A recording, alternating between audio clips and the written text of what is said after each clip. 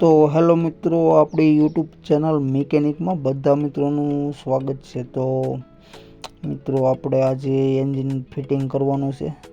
તે એન્જિન આપણે ખરાબ થઈ ગયું હતું એના માટે ચેન્જ કરેલું છે। તો મિત્રો, આ એન્જિન આપણે આમાં ટ્રેક્ટરમાં ફિટિંગ કરવાનું છે। તમે જોઈ શકો છો કે તો મિત્રો તમે જોઈ શકો છો કે આ 325 HP નું છે। તો મિત્રો, આપણે આ એન્જિન આમાં શિફ્ટ કરવાનું છે। તો મિત્રો વિડીયોના એન્ડ લગી બન્યા રહીજો, કેમ કે આપણે એન્જિન આમાં શિફ્ટ કરવાનું છે। આપણી સાદી ભાષામાં એને આપણે ફિટ કરવાનું છે કહેવામાં આવે તો મિત્રો વિડીયોના લાસ્ટ સુધી બન્યા રહીજો, કેમ કે આ વિડીયો પણ ખૂબ જ મજેદાર થવાનો છે। તો મિત્રો, આ જે એન્જિન છે બિલકુલ મસ્ત એન્જિન છે। તો આ એન્જિન આપણે આમાં ફિટિંગ કરવાનું રહેશે।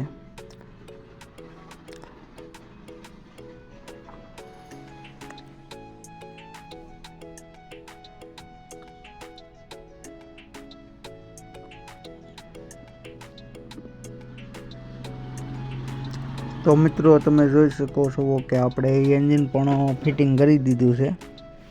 અંદરની સાઈડ બોલ્ટ પણ આપણે લગાડી લીધા છે, તમે જોઈ શકો છો કે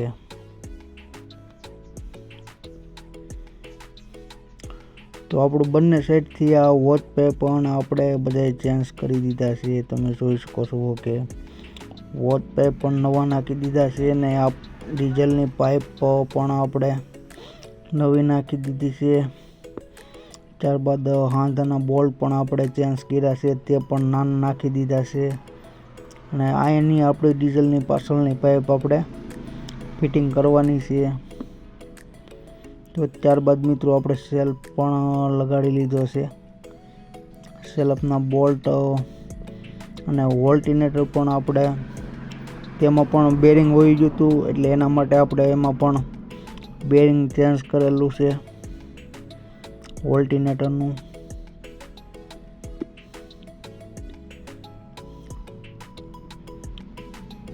તો ત્યારબાદ મિત્રો તમે જોઈ શકો છો કે આપણે ઓઇલ પણ બધું કાઢી લઈએ છીએ અને ફિલ્ટર પણ આપણે નવું ચેન્જ કરી દીધું છે। ડીઝલ ટાંકી પણ લગાડી દીધી છે અને ડીઝલ ફિલ્ટર પણ આપણે ચેન્જ કરી લીધા છે અને ફેન બેલ પટ્ટો પણ આપણે નવો નાખી દીધો છે અને ત્યારબાદ આપણે વાયરિંગ પણ સેલ્ફનું કરવાનું છે।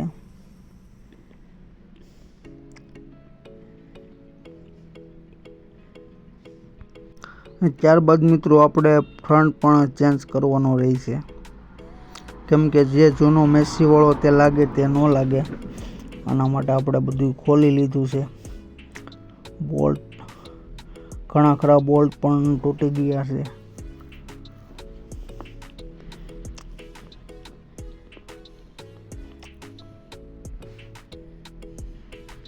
તો મિત્રો આપણે આમાં ફ્રન્ટ પણ ફિટિંગ કરવાનો રહેશે।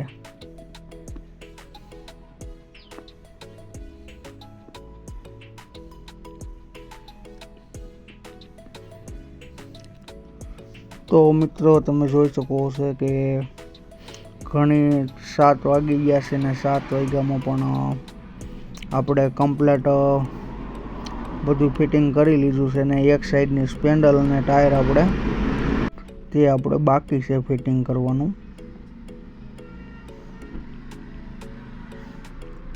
તો બિલકુલ આપણે બધું કમ્પ્લેટ ફિટિંગ થઈ ગયું છે, માત્ર એક સ્પેન્ડલ અને ટાયર આપણે ફિટિંગ કરવાનું છે ને અત્યારે મિત્રો 7:30 થઈ ગયા છે। તો અત્યારે આપણું કામ પણ બંધ કરી દઈશું અને આપણે સવારમાં જ કામ કરશું, કેમ કે ઘણી રાત પણ થઈ ગઈ છે આના માટે।